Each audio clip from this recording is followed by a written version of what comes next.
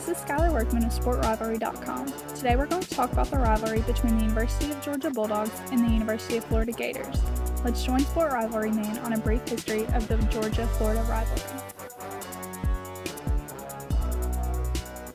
The Bulldogs and the Gators first met in 1904. The two schools disagree on the overall series record because of the disputed 1904 game. Florida does not recognize the 1904 game because their modern university was not established until 1905. According to Georgia, the Bulldogs lead 50-43-2, but the Gators say the record is 49-43-2.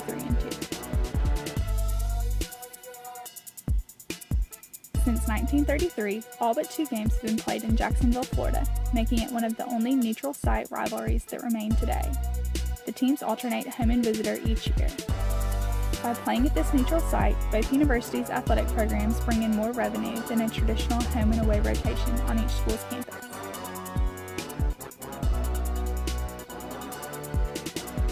The Jacksonville Economic Development Commission created the Florida-Georgia Hall of Fame in 1995. This Hall of Fame recognizes players, coaches, and other representatives from each school who have made a mark on this rivalry.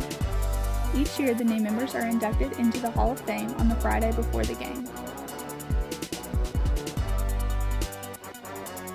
The Georgia-Florida game has historically not been played for a trophy.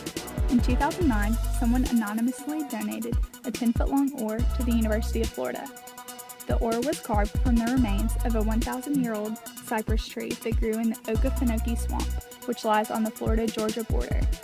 Each year, the Okefenokee oar is presented to the winning university's student body president.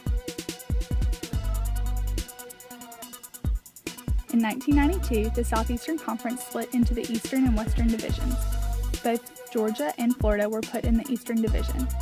This game gave the game a new importance because it often determines who will represent the Eastern Division in the SEC championship game.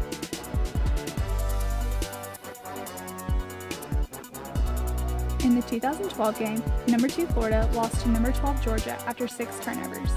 At the end of the season, both teams were 7-1, but the Bulldogs were first in the SEC East because of their head-to-head win against the Gators. The Bulldogs advanced to the SEC championship game, but lost to the eventual BCS national champion, Alabama.